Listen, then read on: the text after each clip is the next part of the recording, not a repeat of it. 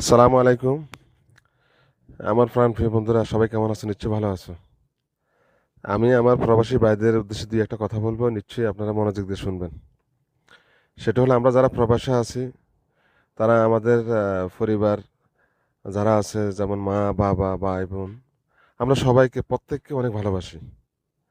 এটা প্রবাসীরাই ভালো জানে, এবং প্রবাসীরা ছাড়া এটা কেউ বুঝবে না।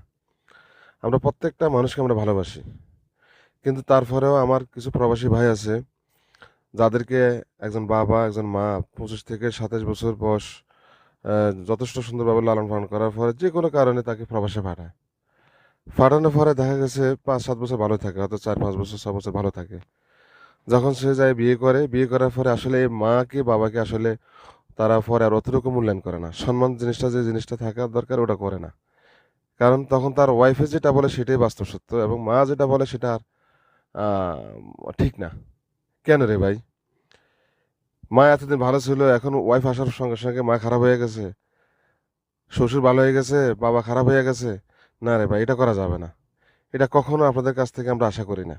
একজন প্রবাসী সবসময় ভালো থাকে, এবং প্রত্যেকটা প্রবাসী যে পরিবারকে যতটুকু ভালোবাসে, এই ভালোবাসাটা যেন সারা জীবন দিয়ে আসতে পারে। এই জিনিসটা আমাদের প্রবাসীদের কাছ থেকে আমরা আশা করি।